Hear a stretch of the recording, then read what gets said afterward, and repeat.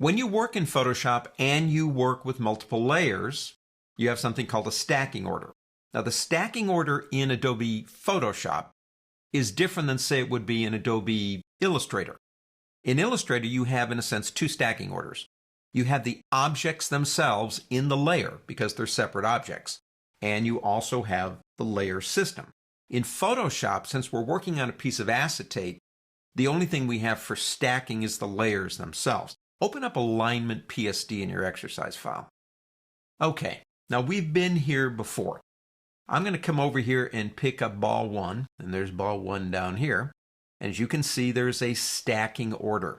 The stacking order is represented by what's going on over here. I think we all know that. If I want to change the stacking order, I can actually do it in a couple of ways.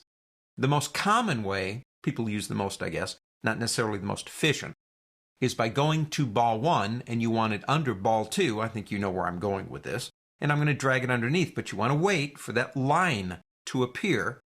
And voila, there it is. Another way, if you can remember the shortcut key. Because with shortcuts, it's not that they're there. It's being able to use them quicker than doing it manually. That's when they become shortcuts. It's the Command key with the left and right brackets. So if I want to move ball 1, I hold the Command key down, and if I go ahead and press the up and down bracket keys, I can move it through the stack. So Command, up and down bracket keys would do the same thing. Now, besides stacking order, we have a very easy way to make copies of things. Actually, there's a couple of ways to do this. One way, if for whatever reason you want a copy of ball 1. Let's go ahead and move it out a little bit so we can see it. Hold down the Alt key on your keyboard and drag. And the computer will be more than glad to give you a copy of that 1. Let me go ahead and undo that.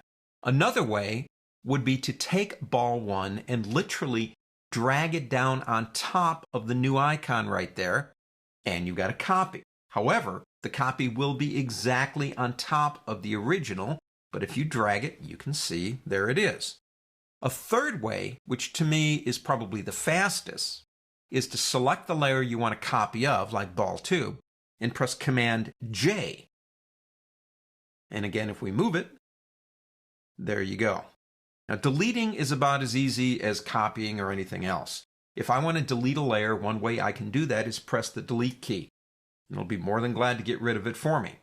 Also, I can drag a layer on top of the trash can and let go, and again, it will be more than glad to delete it for me. Or I could even go up to this option button right here and select that option and tell the computer I want to delete the layer. The Layers panel is an important area. We're just getting started on it, but we can manage, work with it, and control it to our advantage as designers in Photoshop. On to the next.